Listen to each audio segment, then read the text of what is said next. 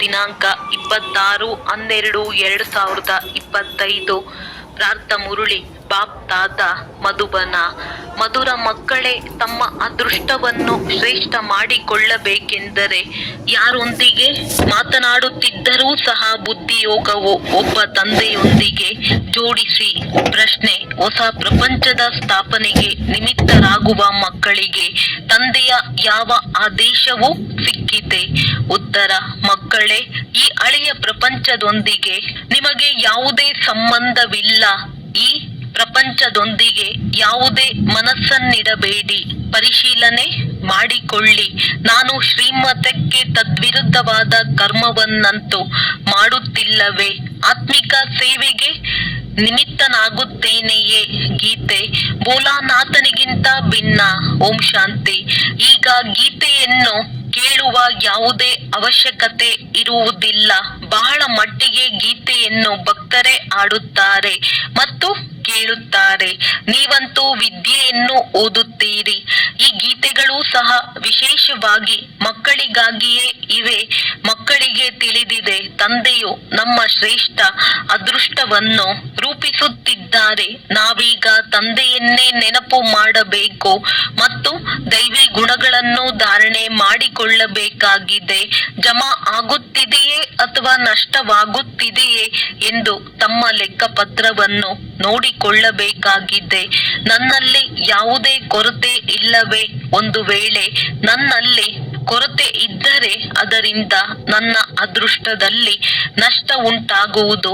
ಆದ್ದರಿಂದ ಅದನ್ನು ತೆಗೆದು ಹಾಕಬೇಕು. ಈ ಸಮಯದಲ್ಲಿ ಪ್ರತಿಯೊಬ್ಬರೂ ತಮ್ಮ ಶ್ರೇಷ್ಠ ಅದೃಷ್ಟವನ್ನು ರೂಪಿಸಿಕೊಳ್ಳಬೇಕಾಗಿದೆ. ನಾವು ಈ ಲಕ್ಷ್ಮೀನಾರಾಯಣರಾಗುತ್ತೇವೆಂದು ತಿಳಿಸಿರಿ. ಆದರೆ ಒಬ್ಬ ತಂದೆಯ ವಿನಃ ಮತ್ಯಾರನ್ನೂ ನೆನಪು ಮಾಡದಿದ್ದಾಗ ಮಾತ್ರ ಇದು ಸಾಧ್ಯ. ಯಾರೊಂದಿಗೆ ಮಾತನಾಡುತ್ತಾ ನೋಡುತ್ತಲೂ ಸಹ ಬುದ್ಧಿಯೋಗವು ಅಲ್ಲಿ ಒಬ್ಬ ತಂದೆಯೊಂದಿಗೆ ಜೋಡಣೆಯಾಗಿರಲಿ. ನಾವಾತ್ಮಗಳು ತಂದೆಯನ್ನೇ ನೆನಪು ಮಾಡಬೇಕಾಗಿದೆ. ತಂದೆಯ ಸಂದೇಶ ಸಿಕ್ಕಿದೆ. ಮಕ್ಕಳೇ, ನನ್ನ ವಿನಃ ಮತ್ಯಾರೊಂದಿಗೂ ಮನಸ್ಸನ್ನಿಡಬೇಡಿ ಮತ್ತು ದೈವಿ ಗುಣಗಳನ್ನು ಧಾರಣೆ ಮಾಡಿಕೊಳ್ಳಿ. ಈಗ ನಿಮ್ಮ 84 ಜನ್ಮಗಳು ಪೂರ್ಣವಾಯಿತು. ಪುನಃ ನೀವು ಹೋಗಿ ರಾಜಧಾನಿಯಲ್ಲಿ ಮೊದಲ ನಂಬರನ್ನು ಪಡೆದುಕೊಳ್ಳಿ. ರಾಜ್ಯ ಪದವಿಯನ್ನು ಬಿಟ್ಟು ಪ್ರಜೆಗಳಲ್ಲಿ ಬರುವಂತಾಗಬಾರದು ಅಥವಾ ಪ್ರಜೆಗಳಲ್ಲಿಯೂ ಕೆಳಗೆ ಇಳಿಯುವಂತಾಗಬಾರದು. ತಮ್ಮನ್ನು ಪರಿಶೀಲನೆ ಮಾಡಿಕೊಳ್ಳುತ್ತಾ ಇರಿ. ತಂದೆಯ ವಿನಃ ಮತ್ಯಾರೂ ಈ ತಿಳುವಳಿಕೆಯನ್ನು ಕೊಡಲು ಸಾಧ್ಯವಿಲ್ಲ. ತಂದೆ ಮತ್ತು ಶಿಕ್ಷಕರನ್ನು ನೆನಪು ಮಾಡುವುದರಿಂದ ಭಯವಿರುವುದು. ನಮಗೆ ಶಿಕ್ಷೆ ಸಿಗುವಂತಾಗಬಾರದು. ಪಾಪ ಮಾಡಿದರೆ ನಾವು ಶಿಕ್ಷೆಗೆ ಗುರಿಯಾಗುತ್ತೇವೆಂದು ಭಕ್ತಿಯಲ್ಲಿಯೂ ಸಹ ತಿಳಿದುಕೊಳ್ಳುತ್ತಾರೆ. ಇಲ್ಲಂತೂ ದೊಡ್ಡ ತಂದೆಯ ಆದೇಶವು ಈಗಲೇ ಸಿಗುತ್ತದೆ. ಇದಕ್ಕೆ ಶ್ರೀಮತವೆಂದು ಹೇಳುತ್ತಾರೆ. ನಾವು ಶ್ರೀಮತದಿಂದ ಶ್ರೇಷ್ಠರಾಗುತ್ತೇವೆಂದು ಮಕ್ಕಳಿಗೆ ತಿಳಿದಿದೆ. ಅಂದ ಮೇಲೆ ತಮ್ಮ ಪರಿಶೀಲನೆ ಮಾಡಿಕೊಳ್ಳಿ. ನಾವು ಎಲ್ಲಿಯೂ ಶ್ರೀಮತಕ್ಕೆ ವಿರುದ್ಧವಾಗಿ ಏನನ್ನೂ ಮಾಡುತ್ತಿಲ್ಲವೇ? ಯಾವ ಮಾತು ಒಳ್ಳೆಯದೆನಿಸುವುದಿಲ್ಲವೋ ಅದನ್ನು ಮಾಡಬಾರದು. ಒಳ್ಳೆಯದು ಕೆಟ್ಟದ್ದು ಎಂಬುದನ್ನಂತೂ ಈಗ ತಿಳಿದುಕೊಂಡಿದ್ದೀರಿ. ಮೊದಲು ತಿಳಿದಿರಲಿಲ್ಲ. ನೀವೀಗ ಇಂತಹ ಕರ್ಮವನ್ನು ಕಲಿಯುತ್ತೀರಿ. ಇದರಿಂದ ಮತ್ತೆ ಜನ್ಮ ಜನ್ಮಾಂತರದವರೆಗೆ ನಿಮ್ಮ ಕರ್ಮಗಳು ಅಕರ್ಮಗಳಾಗಿ ಬಿಡುತ್ತವೆ. ಈ ಸಮಯದಲ್ಲಿ ಎಲ್ಲರಲ್ಲಿ 5 ಭೂತಗಳು ಪ್ರವೇಶವಾಗಿವೆ. ಈಗ ಚೆನ್ನಾಗಿ ಪುರುಷಾರ್ಥ ಮಾಡಿ ಕರ್ಮಾತೀತರಾಗಬೇಕಾಗಿದೆ. ದೈವಿ ಗುಣಗಳನ್ನು ಧಾರಣೆ ಮಾಡಬೇಕಾಗಿದೆ. ಸಮಯವು ನಾಜೂಕಾಗುತ್ತಾ ಹೋಗುತ್ತಿದೆ. ಪ್ರಪಂಚವು ಕೆಡುತ್ತಾ ಹೋಗುತ್ತದೆ. ದಿನ ಕಳೆದಂತೆ ಇನ್ನೂ ಕೆಡುತ್ತಲೇ ಹೋಗುವುದು. ಈ ಪ್ರಪಂಚದೊಂದಿಗೆ ನಿಮಗೆ ಸಂಬಂಧವೇ ಇಲ್ಲ. ನಿಮ್ಮ ಸಂಬಂಧವು ಹೊಸ ಪ್ರಪಂಚದೊಂದಿಗೆ ಇದೆ. ಅದು ಈಗ ಸ್ಥಾಪನೆಯಾಗುತ್ತಿದೆ. ನಾವು ಹೊಸ ಪ್ರಪಂಚವನ್ನು ಸ್ಥಾಪನೆ ಮಾಡಲು ನಿಮಿತ್ತರಾಗುತ್ತೇವೆ ಎಂಬುದನ್ನು ನೀವು ತಿಳಿದುಕೊಂಡಿದ್ದೀರಿ. ಅಂದ ಮೇಲೆ ಯಾವ ಗುರಿ ಧ್ಯೇಯವು ಸನ್ಮುಖದಲ್ಲಿದೆಯೋ ಅವರ ಸಮಾನರಾಗಬೇಕಾಗಿದೆ. ಒಳಗೆ ಯಾವುದೇ ಆಸುರಿ ಗುಣವಿರಬಾರದು. ಆತ್ಮಿಕ ಸೇವೆಯಲ್ಲಿ ತೊಡಗಿರುವುದರಿಂದ ಬಹಳ ಉನ್ನತಿಯಾಗುತ್ತದೆ. ಪ್ರದರ್ಶನೆ, ಮ್ಯೂಸಿಯಂ ಇತ್ಯಾದಿಗಳನ್ನು ಮಾಡಿಸುತ್ತಾರೆ. ಇದರಿಂದ ಅನೇಕರು ಬರುವರು. ಅವರಿಗೆ ತಂದೆಯ ಪರಿಚಯ ಕೊಡುತ್ತೇವೆಂದು ತಿಳಿಯುತ್ತಾರೆ. ಮತ್ತೆ ಅವರೂ ಸಹ ತಂದೆಯನ್ನು ನೆನಪು ಮಾಡತೊಡಗುತ್ತಾರೆ. ಇಡೀ ದಿನ ಇದೇ ಚಿಂತನೆ ನಡೆಯುತ್ತಿರಲಿ. ಸೇವಾ ಕೇಂದ್ರವನ್ನು ತೆರೆದು ಸೇವೆಯನ್ನು ವೃದ್ಧಿ ಮಾಡಬೇಕು. ಈ ರತ್ನಗಳೆಲ್ಲವೂ ನಿಮ್ಮ ಬಳಿ ಇವೆ. ತಂದೆಯು ದೈವಿ ಗುಣಗಳನ್ನು ಧಾರಣೆ ಮಾಡಿಸುತ್ತಾರೆ ಮತ್ತು ಖಜಾನೆಯನ್ನು ಕೊಡುತ್ತಾರೆ. ನೀವಿಲ್ಲಿ ಕುಳಿತಿದ್ದೀರಿ. ನಿಮ್ಮ ಬುದ್ಧಿಯಲ್ಲಿದೆ. ಸೃಷ್ಟಿಯ ಆದಿ ಮಧ್ಯ ಅಂತ್ಯವನ್ನು ತಿಳಿದುಕೊಂಡಿದ್ದೇವೆ. ಪವಿತ್ರರಾಗಿಯೂ ಇರುತ್ತೇವೆ ಅಂದಾಗ ಮನಸ ವಾಚ ಕರ್ಮಣ ಯಾವುದೇ ಕೆಟ್ಟ ಕರ್ಮ ಆಗಬಾರದು. ಅದಕ್ಕಾಗಿ ಪೂರ್ಣ ಪರಿಶೀಲನೆ ಮಾಡಿಕೊಳ್ಳಬೇಕಾಗಿದೆ. ತಂದೆಯು ಪತಿತರನ್ನು ಪಾವನ ಮಾಡುವುದಕ್ಕಾಗಿಯೇ ಬಂದಿದ್ದಾರೆ. ಅದಕ್ಕಾಗಿ ಯುಕ್ತಿಗಳನ್ನು ತಿಳಿಸುತ್ತಿರುತ್ತಾರೆ. ಅದರಲ್ಲಿ ಚಿಂತನೆ ಮಾಡುತ್ತಾ ಇರಬೇಕಾಗಿದೆ. ಸೇವಾ ಕೇಂದ್ರವನ್ನು ತೆರೆದು ಅನೇಕರಿಗೆ ನಿಮಂತ್ರಣ ಕೊಡಬೇಕು. ಪ್ರೀತಿಯಿಂದ ಕುಳಿತು ತಿಳಿಸಿಕೊಡಬೇಕಾಗಿದೆ. ಈ ಹಳೆಯ ಪ್ರಪಂಚವು ಸಮಾಪ್ತಿಯಾಗಲಿದೆ. ಮೊದಲು ಹೊಸ ಪ್ರಪಂಚದ ಸ್ಥಾಪನೆಯು ಬಹಳ ಅವಶ್ಯಕವಾಗಿದೆ. ಸಂಗಮದಲ್ಲಿಯೇ ಸ್ಥಾಪನೆಯಾಗುತ್ತದೆ. ಈಗ ಸಂಗಮ ಯುಗವೆಂಬುದು ಸಹ ಮನುಷ್ಯರಿಗೆ ತಿಳಿದಿಲ್ಲ. ಇದನ್ನೂ ಸಹ ತಿಳಿಸಬೇಕು. ಹೊಸ ಪ್ರಪಂಚದ ಸ್ಥಾಪನೆ, ಹಳೆಯ ಪ್ರಪಂಚದ ವಿನಾಶ ಈಗ ಅದರ ಸಂಗಮವಾಗಿದೆ. ಹೊಸ ಪ್ರಪಂಚದ ಸ್ಥಾಪನೆಯು ಶ್ರೀಮತದನುಸಾರ ಆಗುತ್ತಿದೆ. ತಂದೆಯ ವಿನಃ ಮತ್ಯಾರೂ ಹೊಸ ಪ್ರಪಂಚದ ಸ್ಥಾಪನೆಯ ಮತವನ್ನು ಕೊಡುವುದಿಲ್ಲ.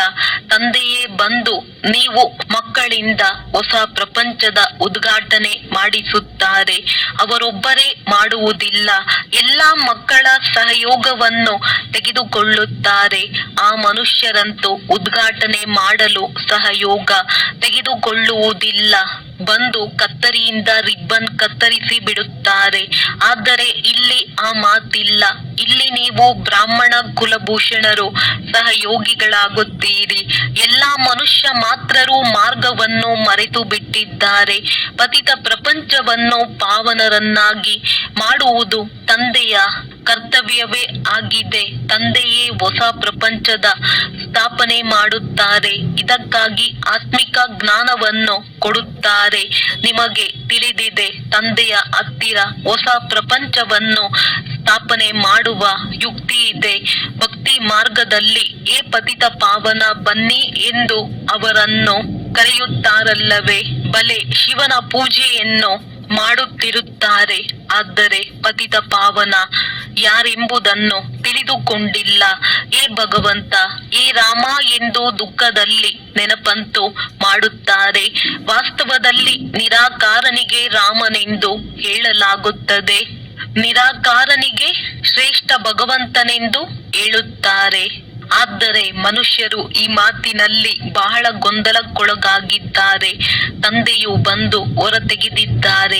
ಹೀಗೆ ಹೇಗೆ ಹಿಮದಲ್ಲಿ ಮನುಷ್ಯರು ಮಾರ್ಗವನ್ನು ತಿಳಿಯದೆ ತಬ್ಬಿಬ್ಬಾಗುತ್ತಾರಲ್ಲವೇ? ಇದಂತೂ ಬೇಹದ್ದಿನ ಮಾತಾಗಿದೆ. ಬಹಳ ದೊಡ್ಡ ಕಾಡಿನಲ್ಲಿ ಬಂದು ಬಿದ್ದಿದ್ದಾರೆ. ನಿಮಗೂ ಸಹ ತಂದೆಯು ಅನುಭವ ಮಾಡಿಸಿದ್ದಾರೆ. ನಾವು ಯಾವ ಕಾಡಿನಲ್ಲಿ ಬಿದ್ದಿದ್ದೇವೆಂದು. ಇದು ಹಳೆಯ ಪ್ರಪಂಚವಾಗಿದೆ. ಅದರಲ್ಲಿಯೂ ಅಂತಿಮ ಸಮಯವಾಗಿದೆ ಎಂಬುದು ನಿಮಗೆ ಈಗ ಅರ್ಥವಾಗಿದೆ. ಮನುಷ್ಯರಂತೂ ಮಾರ್ಗವನ್ನು ತಿಳಿದುಕೊಂಡೇ ಇಲ್ಲ. ತಂದೆಯನ್ನು ಕರೆಯುತ್ತಿರುತ್ತಾರೆ. ನೀವೀಗ ಕರೆಯುವುದಿಲ್ಲ. ಏಕೆಂದರೆ ನೀವು ಮಕ್ಕಳು ನಂಬರ್ ವಾರ್ ಡ್ರಾಮಾದ ಆದಿ ಮಧ್ಯ ಅಂತ್ಯವನ್ನು ತಿಳಿದುಕೊಂಡಿದ್ದೀರಿ. ಯಾರು ತಿಳಿದುಕೊಂಡಿದ್ದಾರೆಯೋ ಅವರು ಬಹಳ ಖುಷಿಯಲ್ಲಿರುತ್ತಾರೆ. ಅನ್ಯರಿಗೂ ಮಾರ್ಗ ತಿಳಿಸುವುದರಲ್ಲಿ ತತ್ಪರರಾಗಿರುತ್ತಾರೆ. ತಂದೆಯು ಹೇಳುತ್ತಾರೆ, ಮಕ್ಕಳೇ, ದೊಡ್ಡ ದೊಡ್ಡ ಸೇವಾ ಕೇಂದ್ರಗಳನ್ನು ತೆರೆಯಿರಿ. ದೊಡ್ಡ ದೊಡ್ಡ ಚಿತ್ರಗಳಿದ್ದರೆ ಮನುಷ್ಯರು ಸಹಜವಾಗಿ ಅರ್ಥ ಮಾಡಿಕೊಳ್ಳುತ್ತಾರೆ. ಮಕ್ಕಳಿಗಾಗಿ ಚಿತ್ರ ನಕ್ಷೆಗಳು ಅವಶ್ಯವಾಗಿ ಬೇಕು. ಇವುಗಳ ಮೂಲಕ ತಿಳಿಸಿ. ಇದು ಸಹ ಶಾಲೆಯಾಗಿದೆ. ಇವು ಇಲ್ಲಿನ ಅದ್ಭುತವಾದ ನಕ್ಷೆಗಳಾಗಿವೆ. ಆ ಶಾಲೆಗಳ ನಕ್ಷೆಯಲ್ಲಂತೂ ಹದ್ದಿನ ಮಾತುಗಳಿರುತ್ತವೆ. ಇವು ಬೇಹದ್ದಿನ ಮಾತುಗಳಾಗಿವೆ. ಇದು ಸಹ ಪಾಠಶಾಲೆಯಾಗಿದೆ. ಇದರಲ್ಲಿ ತಂದೆಯು ನಮಗೆ ಸೃಷ್ಟಿಯ ಆದಿ ಮಧ್ಯ ಅಂತ್ಯದ ರಹಸ್ಯವನ್ನು ತಿಳಿಸಿ ಯೋಗ್ಯರನ್ನಾಗಿ ಮಾಡುತ್ತಾರೆ. ಇದು ಮನುಷ್ಯರಿಂದ ದೇವತೆಗಳಾಗುವ ಪಾಠಶಾಲೆಯಾಗಿದೆ. ಈಶ್ವರಿಯ ವಿಶ್ವವಿದ್ಯಾಲಯವೆಂದು ಬರೆಯಲ್ಪಟ್ಟಿದೆ. ಇದು ಆತ್ಮಿಕ ಪಾಠಶಾಲೆಯಾಗಿದೆ. ಕೇವಲ ಈಶ್ವರಿಯ ವಿಶ್ವವಿದ್ಯಾಲಯ ಎಂದು ಬರೆಯುವುದರಿಂದಲೂ ಮನುಷ್ಯರು ತಿಳಿದುಕೊಳ್ಳುವುದಿಲ್ಲ. ಯೂನಿವರ್ಸಿಟಿ ಎಂಬುದನ್ನು ಬರೆಯಬೇಕು. ಇಂತಹ ಈಶ್ವರಿಯ ವಿಶ್ವವಿದ್ಯಾಲಯವು ಯಾವುದೂ ಇರುವುದಿಲ್ಲ. ತಂದೆಯು ಪತ್ರಗಳನ್ನು ನೋಡಿದ್ದರೂ ಕೆಲವೊಂದು ಶಬ್ದಗಳು ಮರೆತು ಹೋಗಿತ್ತು. ತಂದೆಯು ಇಷ್ಟು ಬಾರಿ ಹೇಳಿದ್ದಾರೆ, ಮಕ್ಕಳೇ, ಪ್ರಜಾಪಿತ ಶಬ್ದವನ್ನು ಅವಶ್ಯವಾಗಿ ಹಾಕಿರಿ ಎಂದು. ಆದರೂ ಸಹ ತಂದೆಯ ಪತ್ರಗಳನ್ನು ನೋಡಿದ್ದರೂ ಕೆಲವೊಂದು ಶಬ್ದಗಳು ಮರೆತು ಹೋಗಿತ್ತು. ತಂದೆಯು ಇಷ್ಟು ಬಾರಿ ಹೇಳಿದ್ದಾರೆ, ಮಕ್ಕಳೇ, ಪ್ರಜಾಪಿತ ಶಬ್ದವನ್ನು ಅವಶ್ಯವಾಗಿ ಹಾಕಿರಿ ಎಂದು. ಆದರೂ ಸಹ ಮಕ್ಕಳು ಮರೆತು ಹೋಗುತ್ತಾರೆ. ಪೂರ್ಣ ಈಶ್ವರಿಯ ದೊಡ್ಡ ಕಾಲೇಜು ಆಗಿದೆ ಎಂದು ಅರ್ಥವಾಗುವಂತಿರಲಿ. ಯಾವ ಮಕ್ಕಳು ಸೇವೆಯಲ್ಲಿ ಉಪಸ್ಥಿತರಿದ್ದಾರೆಯೋ, ಯಾರು ಒಳ್ಳೆಯ ಸೇವಾದಾರಿಗಳಾಗಿದ್ದಾರೆಯೋ ಅವರಿಗೂ ಸಹ ಹೃದಯದಲ್ಲಿರುತ್ತದೆ, ನಾವು ಹೋಗಿ ಅವರನ್ನು ಜಾಗೃತಗೊಳಿಸಬೇಕು, ವೃದ್ಧಿ ಮಾಡಬೇಕೆಂದು ಸಂಕಲ್ಪವಿರುತ್ತದೆ. ಏಕೆಂದರೆ ಮಾಯೆಯು ಹೀಗಿದೆ, ಅದು ಮತ್ತೆ ಮತ್ತೆ ಮಲಗಿಸಿ ಬಿಡುತ್ತದೆ. ನಾನು ಸ್ವದರ್ಶನ ಚಕ್ರಧಾರಿಯಾಗಿದ್ದೇನೆಂಬುದನ್ನು ಸಹ ಮರೆತು ಹೋಗಿದ್ದಾರೆ. ಮಾಯೆಯು ಬಹಳ ವಿರೋಧ ಮಾಡುತ್ತದೆ. ನೀವು ಯುದ್ಧದ ಮೈದಾನದಲ್ಲಿದ್ದೀರಿ ಅಂದಾಗ ಮಾಯೆಯು ತಲೆಯನ್ನು ತಿರುಗಿಸಿ ಮತ್ತೆ ಹಿಂದಕ್ಕೆ ಕರೆದುಕೊಂಡು ಹೋಗುವಂತಾಗಬಾರದು. ಆದ್ದರಿಂದ ಬಹಳ ಸಂಭಾಲನೆ ಮಾಡಿಕೊಳ್ಳಬೇಕಾಗಿದೆ. ಮಾಯೆಯ ಬಿರುಗಾಳಿಯಂತೂ ಎಲ್ಲರಿಗೆ ಬಹಳ ಬರುತ್ತವೆ. ಚಿಕ್ಕವರು ಅಥವಾ ದೊಡ್ಡವರೆಲ್ಲರೂ ಸಹ ಯುದ್ಧದ ಮೈದಾನದಲ್ಲಿದ್ದೀರಿ. ಶಕ್ತಿಶಾಲಿಗಳನ್ನು ಮಾಯೆಯ ಬಿರುಗಾಳಿಯು ಅಲುಗಾಡಿಸಲು ಸಾಧ್ಯವಿಲ್ಲ. ಆ ಸ್ಥಿತಿಯೂ ಸಹ ಬರುವುದಿದೆ. ತಂದೆಯು ತಿಳಿಸುತ್ತಾರೆ, ಸಮಯವು ಬಹಳ ಕೆಟ್ಟು ಹೋಗಿದೆ. ಸ್ಥಿತಿಯು ಹದಗೆಡುತ್ತಾ ಹೋಗುತ್ತಿದೆ. ಇಡೀ ಪ್ರಪಂಚವೆಲ್ಲವೂ ಸಮಾಪ್ತಿಯಾಗಲಿದೆ. ಎಲ್ಲರನ್ನೂ ಗೊಳಿಸಿಬಿಡುತ್ತಾರೆ. ಮತ್ತೆ ಪ್ರಜೆಗಳ ಮೇಲೆ ಪ್ರಜೆಗಳ ರಾಜ್ಯವು ಇಡೀ ಪ್ರಪಂಚದಲ್ಲಿ ಆಗಿಬಿಡುವುದು. ನೀವು ತಮ್ಮ ಹೊಸ ರಾಜ್ಯವನ್ನು ಸ್ಥಾಪನೆ ಮಾಡುತ್ತೀರಿ. ಆಗ ಈ ರಾಜಧಾನಿಯ ಹೆಸರೂ ಸಹ ಸಮಾಪ್ತಿಯಾಗಿ ಬಿಡುವುದು. ಪಂಚಾಯಿತಿ ರಾಜ್ಯವಾಗಿ ಬಿಡುತ್ತದೆ. ಯಾವಾಗ ಪ್ರಜೆಗಳ ರಾಜ್ಯವಾಗುವುದೋ ಆಗ ಪರಸ್ಪರ ಹೊಡೆದಾಡುವರು, ಜಗಳವಾಡುವರು. ಸ್ವರಾಜ್ಯ ಅಥವಾ ರಾಮರಾಜ್ಯವಂತೂ ವಾಸ್ತವದಲ್ಲಿ ಇಲ್ಲವೇ ಇಲ್ಲ. ಆದ್ದರಿಂದ ಇಡೀ ಪ್ರಪಂಚದಲ್ಲಿ ಜಗಳಗಳೇ ಆಗುತ್ತಿರುತ್ತವೆ. ಇತ್ತೀಚೆಗೆ ಎಲ್ಲಾ ಕಡೆಯೂ ಹೊಡೆದಾಟಗಳಿವೆ. ನಿಮಗೆ ತಿಳಿದಿದೆ, ನಾವು ನಮ್ಮ ರಾಜಧಾನಿಯನ್ನು ಸ್ಥಾಪನೆ ಮಾಡುತ್ತಿದ್ದೇವೆ. ನೀವು ಎಲ್ಲರಿಗೆ ಮಾರ್ಗವನ್ನು ತಿಳಿಸುತ್ತೀರಿ. ತಂದೆಯು ತಿಳಿಸುತ್ತಾರೆ, ಮಕ್ಕಳೇ, ನನ್ನೊಬ್ಬನನ್ನೇ ನೆನಪು ಮಾಡಿ ತಂದೆಯ ನೆನಪಿನಲ್ಲಿದ್ದು ಅನ್ಯರಿಗೂ ಇದನ್ನು ತಿಳಿಸಿ. ಆತ್ಮ ಅಭಿಮಾನಿಯಾಗಿ ದೇಹಾಭಿಮಾನವನ್ನು ಬಿಡಿ ಎಂದು. ನಿಮ್ಮಲ್ಲಿ ಎಲ್ಲರೂ ಆತ್ಮ ಅಭಿಮಾನಿಯಾಗಿದ್ದಾರೆ ಎಂದಲ್ಲ, ಇನ್ನೂ ಆಗುತ್ತಿದ್ದಾರೆ. ನೀವು ಪುರುಷಾರ್ಥ ಮಾಡುತ್ತೀರಿ, ಅನ್ಯರಿಂದಲೂ ಮಾಡಿಸುತ್ತೀರಿ. ನೆನಪು ಮಾಡುವ ಪ್ರಯತ್ನ ಪಡುತ್ತಾರೆ, ಮತ್ತೆ ಮರೆತು ಹೋಗುತ್ತಾರೆ. ಅಂದಾಗ ಇದೇ ಪುರುಷಾರ್ಥ ಮಾಡಬೇಕಾಗಿದೆ. ಮೂಲ ಮಾತು ತಂದೆಯನ್ನು ನೆನಪು ಮಾಡಬೇಕಾಗಿದೆ. ಮಕ್ಕಳಿಗೆ ಎಷ್ಟು ಇಷ್ಟೊಂದು ತಿಳಿಸಿಕೊಡುತ್ತೇನೆ. ಜ್ಞಾನವು ಬಹಳ ಚೆನ್ನಾಗಿ ಸಿಗುತ್ತಿದೆ. ಮೂಲ ಮಾತು ಪವಿತ್ರರಾಗಿರುವುದಾಗಿದೆ. ತಂದೆಯು ಪಾವನರನ್ನಾಗಿ ಮಾಡಲು ಬಂದಿದ್ದಾರೆ ಅಂದ ಮೇಲೆ ಮತ್ತೆ ಪತಿತರಾಗಬಾರದು. ನೆನಪಿನಿಂದಲೇ ನೀವು ಸತೋಪ್ರಧಾನರಾಗಿ ಬಿಡುತ್ತೀರಿ. ಇದನ್ನು ಮರೆಯಬೇಡಿ. ಮಾಯೆಯು ಇದರಲ್ಲಿಯೇ ವಿಘ್ನಗಳನ್ನು ಹಾಕಿ ಮರೆಸಿ ಬಿಡುತ್ತದೆ. ಹಗಲು ರಾತ್ರಿ ಇದೇ ಚಿಂತೆ ಇರಲಿ. ನಾವು ತಂದೆಯನ್ನು ನೆನಪು ಮಾಡಿ ಸತೋಪ್ರಧಾನರಾಗಬೇಕು. ನೆನಪು ಇಷ್ಟು ಶಕ್ತಿಶಾಲಿಯಾಗಿರಲಿ. ಅಂತಿಮದಲ್ಲಿ ಒಬ್ಬ ತಂದೆಯ ವಿನಃ ಮತ್ಯಾರು ನೆನಪಿಗೆ ಬರಬಾರದು. ಪ್ರದರ್ಶನಿಯಲ್ಲಿಯೂ ಮೊಟ್ಟ ಮೊದಲಿಗೆ ಇದನ್ನು ತಿಳಿಸಬೇಕಾಗಿದೆ. ಇವರು ಎಲ್ಲರ ತಂದೆ, ಸರ್ವಶ್ರೇಷ್ಠ ಭಗವಂತನಾಗಿದ್ದಾರೆ. ಪತಿತ ಪಾವನ ಸದ್ಗತಿ ದಾತನು ಇವರಾಗಿದ್ದಾರೆ. ಇವರೇ ಸ್ವರ್ಗದ ರಚಯಿತನಾಗಿದ್ದಾರೆ. ಈಗ ನೀವು ಮಕ್ಕಳು ತಿಳಿದುಕೊಂಡಿದ್ದೀರಿ. ತಂದೆಯು ಸಂಗಮ ಯುಗದಲ್ಲಿಯೇ ಬರುತ್ತಾರೆ. ತಂದೆಯೇ ರಾಜಯೋಗವನ್ನು ಕಲಿಸುತ್ತಾರೆ. ಒಬ್ಬ ತಂದೆಯ ವಿನಃ ಮತ್ಯಾರೂ ಪತಿತ ಪಾವನರಾಗಲು ಸಾಧ್ಯವಿಲ್ಲ. ಮೊಟ್ಟ ಮೊದಲಿಗೆ ತಂದೆಯ ಪರಿಚಯ ಕೊಡಬೇಕಾಗಿದೆ. ಒಬ್ಬೊಬ್ಬರಿಗೂ ಹೀಗೆ ಒಂದು ಚಿತ್ರದ ಬಗ್ಗೆ ತಿಳಿಸುತ್ತಾ ಇದ್ದರೆ ಇಷ್ಟೊಂದು ಮಂದಿಗೆ ಹೇಗೆ ತಿಳಿಸುವಿರಿ? ಆದರೆ ಮೊಟ್ಟ ಮೊದಲು ತಂದೆಯ ಚಿತ್ರದಲ್ಲಿ ತಿಳಿಸುವುದು ಮುಖ್ಯವಾಗಿದೆ. ಇದನ್ನು ತಿಳಿಸಿ. ಭಕ್ತಿಯು ಬಹಳಷ್ಟಿದೆ, ಜ್ಞಾನವು ಒಂದೇ ಆಗಿದೆ. ತಂದೆಯು ಮಕ್ಕಳಿಗೆ ಇಷ್ಟೊಂದು ಯುಕ್ತಿಗಳನ್ನು ತಿಳಿಸುತ್ತಿರುತ್ತಾರೆ. ಪತಿತ ಪಾವನನು ಒಬ್ಬರೇ ಆಗಿದ್ದಾರೆ. ಮಾರ್ಗವನ್ನು ತಿಳಿಸುತ್ತಾರೆ. ಗೀತೆಯನ್ನು ಯಾವಾಗ ತಿಳಿಸಿದ್ದರು? ಇದು ಸಹ ಯಾರಿಗೂ ತಿಳಿದಿಲ್ಲ. ದ್ವಾಪರ ಯುಗಕ್ಕೆ ಸಂಗಮ ಯುಗವೆಂದು ಹೇಳಲಾಗುವುದಿಲ್ಲ. ತಂದೆಯು ಯುಗ ಯುಗದಲ್ಲಿ ಬರುವುದಿಲ್ಲ. ಮನುಷ್ಯರು ಸಂಪೂರ್ಣ ಗೊಂದಲಕ್ಕೊಳಗಾಗಿದ್ದಾರೆ. ಇಡೀ ದಿನ ಹೇಗೆ ತಿಳಿಸಿಕೊಡಬೇಕೆಂಬ ಚಿಂತನೆಯೇ ನಡೆಯುತ್ತಿರುತ್ತದೆ. ಏಕೆಂದರೆ ತಂದೆಯು ಮಕ್ಕಳಿಗೆ ಸಲಹೆ ಕೊಡಬೇಕಾಗುತ್ತದೆ. ಕ್ಯಾಸೆಟ್ನ ಮೂಲಕವೂ ಸಹ ನೀವು ಇಡೀ ಮುರುಳಿಯನ್ನು ಕೇಳಬಹುದಾಗಿದೆ. ಕೆಲವರು ಹೇಳುತ್ತಾರೆ, ಬಾಬಾ, ನಾವು ಕ್ಯಾಸೆಟ್ನ ಮೂಲಕ ಮುರುಳಿಯನ್ನು ಕೇಳುತ್ತಿದ್ದೇವೆ. ಅಂದ ಮೇಲೆ ಏಕೆ ಡೈರೆಕ್ಟ್ ಹೋಗಿ ಕೇಳಬಾರದು? ಆದ್ದರಿಂದ ಇಲ್ಲಿ ಸನ್ಮುಖದಲ್ಲಿ ಬರುತ್ತಾರೆ. ಮಕ್ಕಳು ಬಹಳ ಸರ್ವಿಸ್ ಮಾಡಬೇಕಾಗಿದೆ. ಮಾರ್ಗವನ್ನು ತಿಳಿಸಬೇಕಾಗಿದೆ. ಪ್ರದರ್ಶನಿಯಲ್ಲಿ ಅನೇಕರು ಬರುತ್ತಾರೆ. ಬಹಳ ಚೆನ್ನಾಗಿದೆ ಚೆನ್ನಾಗಿದೆ ಎಂತಲೂ ಹೇಳುತ್ತಾರೆ. ಮತ್ತೆ ಹೊರಗಡೆ ಹೋದ ಕೂಡಲೇ ಮಾಯೆಯ ವಾಯುಮಂಡಲದಲ್ಲಿ ಎಲ್ಲವೂ ಆರಿ ಹೋಗುತ್ತದೆ. ಸ್ಮರಣೆಯನ್ನೇ ಮಾಡುವುದಿಲ್ಲ. ಹೊರಗಡೆ ಹೋಗುತ್ತಿದ್ದಂತೆಯೇ ಮಾಯೆಯು ಸೆಳೆಯುತ್ತದೆ. ಉದ್ಯೋಗ ವ್ಯವಹಾರಗಳ ಜಂಜಾಟದಲ್ಲಿ ತೊಡಗಿ ಬಿಡುತ್ತಾರೆ.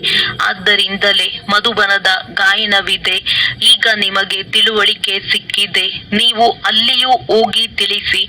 ಗೀತೆಯ ಭಗವಂತ ಯಾರು? ಮೊದಲು ನೀವು ಸಹ ಇದೇ ರೀತಿ ಹೋಗಿ ತಲೆಬಾಗುತ್ತಿದ್ದೀರಿ. ನೀವೀಗ ಸಂಪೂರ್ಣ ಬದಲಾಗಿ ಬಿಟ್ಟಿದ್ದೀರಿ. ಭಕ್ತಿಯನ್ನು ಬಿಟ್ಟಿದ್ದೀರಿ. ನೀವೀಗ ಮನುಷ್ಯರಿಂದ ದೇವತೆಗಳಾಗುತ್ತಿದ್ದೀರಿ. ಬುದ್ಧಿಯಲ್ಲಿ ಪೂರ್ಣ ಜ್ಞಾನವಿದೆ. ಪ್ರಜಾಪಿತ ಬ್ರಹ್ಮ ಕುಮಾರ ಕುಮಾರಿಯರು ಯಾರೆಂಬುದು ಮತ್ಯಾರಿಗೆ ತಿಳಿದಿದೆ? ನೀವು ತಿಳಿಸುತ್ತೀರಿ. ವಾಸ್ತವದಲ್ಲಿ ನೀವೆಲ್ಲರೂ ಪ್ರಜಾಪಿತ ಬ್ರಹ್ಮ ಕುಮಾರ ಕುಮಾರಿಯರಾಗಿದ್ದೀರಿ. ಈ ಸಮಯದಲ್ಲಿಯೇ ಬ್ರಹ್ಮನ ಮೂಲಕ ಸ್ಥಾಪನೆಯಾಗುತ್ತೀರಿ. ಬ್ರಾಹ್ಮಣ ಕುಲವು ಅವಶ್ಯವಾಗಿ ಬೇಕಲ್ಲವೇ? ಬ್ರಾಹ್ಮಣ ಕುಲವು ಸಂಗಮದಲ್ಲಿಯೇ ಇರುತ್ತದೆ. ಮೊದಲು ಬ್ರಾಹ್ಮಣರ ಶಿಖೆಯು ಹೆಸರುವಾಸಿಯಾಗಿತ್ತು. ಶಿಖೆಯಿಂದ ಅಥವಾ ಜನಿವಾರದಿಂದ ಇವರು ಹಿಂದೂಗಳೆಂಬುದನ್ನು ಗುರುತಿಸುತ್ತಿದ್ದರು. ಈಗಂತೂ ಆ ಚಿಹ್ನೆಗಳು ಸಹ ಹೊರಟು ಹೋಗಿವೆ. ನೀವೀಗ ತಿಳಿದುಕೊಂಡಿದ್ದೀರಿ, ನಾವು ಬ್ರಾಹ್ಮಣರಾಗಿದ್ದೇವೆ. ಬ್ರಾಹ್ಮಣರಾದ ನಂತರ ಮತ್ತೆ ದೇವತೆಗಳಾಗುತ್ತೇವೆ.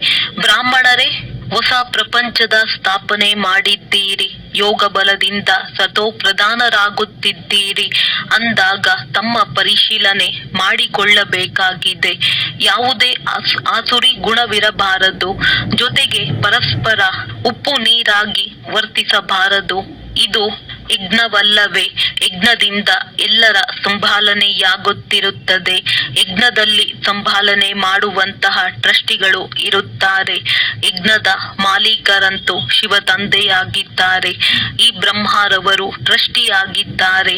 ಯಜ್ಞದ ಸಂಭಾಲನೆ ಮಾಡಬೇಕಾಗುತ್ತದೆ. ನೀವು ಮಕ್ಕಳಿಗೆ ಏನು ಬೇಕೋ ಯಜ್ಞದಿಂದ ತೆಗೆದುಕೊಳ್ಳಬೇಕು. ಮತ್ಯಾರಿಂದಲಾದರೂ ತೆಗೆದುಕೊಂಡು ಧರಿಸುತ್ತೀರೆಂದರೆ ಅವರ ನೆನಪೇ ಬರುತ್ತಿರುವುದು. ಇದರಲ್ಲಿ ಬುದ್ಧಿಯೋಗವು ಬಹಳ ಸ್ಪಷ್ಟವಾಗಿರಬೇಕು. ಈಗಂತೂ ಹಿಂತಿರುಗಿ ಹೋಗಬೇಕಾಗಿದೆ. ಬಹಳ ಕಡಿಮೆ ಸಮಯವಿದೆ. ಆದ್ದರಿಂದ ನೆನಪಿನ ಯಾತ್ರೆಯು ಪಕ್ಕಾ ಇರಲಿ. ಇದೇ ಪುರುಷಾರ್ಥ ಮಾಡಬೇಕಾಗಿದೆ. ಒಳ್ಳೆಯದು. ಮಧುರಾತಿ ಮಧುರ ಅಗಲಿ ಹೋಗಿ ಮರಳಿ ಸಿಕ್ಕಿರುವ ಮಕ್ಕಳ ಪ್ರತಿ ಮಾತ್ಪಿತಾ ಬಾಪ್ದಾದಾರವರ ನೆನಪು, ಪ್ರೀತಿ ಹಾಗೂ ಸುಪ್ರಭಾತ. ಆತ್ಮಿಕ ಮಕ್ಕಳಿಗೆ ಆತ್ಮಿಕ ತಂದೆಯ ನಮಸ್ತೆ. ಧಾರಣೆಗಾಗಿ ಮುಖ್ಯ ಸಾರ. ತಮ್ಮ ಉನ್ನತಿಗಾಗಿ ಆತ್ಮಿಕ ಸೇವೆಯಲ್ಲಿ ತತ್ಪರರಾಗಿರಬೇಕಾಗಿದೆ. ಏನೆಲ್ಲ ಜ್ಞಾನ ರತ್ನಗಳು ಸಿಕ್ಕಿವೆಯೋ ಅದನ್ನು ಧಾರಣೆ ಮಾಡಿಕೊಂಡು ಅನ್ಯರಿಗೂ ಮಾಡಿಸಬೇಕಾಗಿದೆ. ತಮ್ಮ ಪರಿಶೀಲನೆ ಮಾಡಿಕೊಳ್ಳಿ. ನನ್ನಲ್ಲಿ ಯಾವುದೇ ಆಸುರಿ ಗುಣವಂತೂ ಇಲ್ಲವೇ? ನಾನು ನಿಮಿತ್ತನಾಗಿ ಇರುತ್ತೇನೆಯೇ ಎಂದು ಉಪ್ಪು ನೀರಾಗಿ ವರ್ತಿಸುವುದಿಲ್ಲವೇ? ಬುದ್ಧಿಯೋಗವು ಸ್ಪಷ್ಟವಾಗಿದೆಯೇ? ವರದಾನ ಪುರುಷಾರ್ಥದ ಸೂಕ್ಷ್ಮ ಆಲಸ್ಯವನ್ನು ಸಹ ತ್ಯಾಗ ಮಾಡುವಂತಹ ಆಲ್ರೌಂಡರ್ ಅಲರ್ಟ್ ಭವ. ಪುರುಷಾರ್ಥದಲ್ಲಿ ದಣಿವಾಗುವುದು ಆಲಸ್ಯದ ಚಿಹ್ನೆಯಾಗಿದೆ. ಆಲಸ್ಯವಾಗಿರುವವರು ಬೇಗ ದಣಿವಾಗುತ್ತಾರೆ. ಉಲ್ಲಾಸ ಉಳ್ಳವರು ದಣಿವರಿಯದವರಾಗಿರುತ್ತಾರೆ. ಯಾರು ಪುರುಷಾರ್ಥದಲ್ಲಿ ಮಾನಸಿಕ ಖಿನ್ನತೆಗೊಳಗಾಗಿರುತ್ತಾರೆ ಅವರಿಗೆ ಆಲಸ್ಯ ಬರುವುದು. ಅವರು ಯೋಚಿಸುತ್ತಾರೆ, ಏನು ಮಾಡುವುದು? ಇಷ್ಟೇ ನನ್ನಿಂದ ಸಾಧ್ಯವಾಗುವುದು. ಹೆಚ್ಚಿಗೆ ಆಗಲು ಸಾಧ್ಯವಿಲ್ಲ. ಸಾಹಸ ಇಲ್ಲ. ಏನೋ ನಡೆಯುತ್ತಿರುತ್ತವೆ. ಮಾಡುತ್ತಲೂ ಇರುವೆ. ಈಗ ಈ ಸೂಕ್ಷ್ಮ ಆಲಸ್ಯವನ್ನು ಸಹ ಹೆಸರು ಗುರುತು ಸಹ ಇರಬಾರದು. ಅದಕ್ಕಾಗಿ ಸದಾ ಅಲರ್ಟ್, ಎವರ್ ರೆಡಿ ಮತ್ತು ಆಲ್ರೌಂಡರ್ ಆಗಿ. ಸ್ಲೋಗನ್: ಸಮಯದ ಮಹತ್ವವನ್ನು ಎದುರಿಟ್ಟುಕೊಂಡು ಸರ್ವ ಪ್ರಾಪ್ತಿಗಳ ಖಾತೆಯನ್ನು ಪೂರ್ತಿ ಜಮಾ ಮಾಡಿಕೊಳ್ಳಿ. ಅವ್ಯಕ್ತ ಸೂಚನೆ: ಈಗ ಸಂಪನ್ನ ಅಥವಾ ಕರ್ಮಾತೀತರಾಗುವುದರಲ್ಲಿ ತತ್ಪರರಾಗಿರಿ. ಶಬ್ದದಿಂದ ದೂರ ತಮ್ಮ ಶ್ರೇಷ್ಠ ಸ್ಥಿತಿಯಲ್ಲಿ ಸ್ಥಿತರಾಗಿ ಬಿಡಿ. ಅಂದಾಗ ಸರ್ವ ವ್ಯಕ್ತ ಆಕರ್ಷಣೆಯಿಂದ ದೂರ ಶಕ್ತಿಶಾಲಿ, ಭಿನ್ನ ಮತ್ತು ಪ್ರಿಯ ಸ್ಥಿತಿಯಾಗಿ ಬಿಡುತ್ತದೆ. ಒಂದು ಸೆಕೆಂಡಿನ ಈ ಶ್ರೇಷ್ಠ ಸ್ಥಿತಿಯಲ್ಲಿ ಸ್ಥಿತರಾದರೆ ಇದರ ಪ್ರಭಾವ ಇಡೀ ದಿನ ಕರ್ಮ ಮಾಡುತ್ತಲೂ ಸ್ವಯಂನಲ್ಲಿ ವಿಶೇಷ ಶಾಂತಿಯ ಶಕ್ತಿ ಅನುಭವ ಮಾಡುವರು. ಇದೇ ಸ್ಥಿತಿಯನ್ನು ಕರ್ಮಾತೀತ ಸ್ಥಿತಿ, ತಂದೆಯ ಸಮಾನ ಸಂಪೂರ್ಣ ಸ್ಥಿತಿ ಎಂದು ಹೇಳಲಾಗುತ್ತದೆ. ಒಳ್ಳೆಯದು. ಓಂ ಶಾಂತಿ. ಓಂ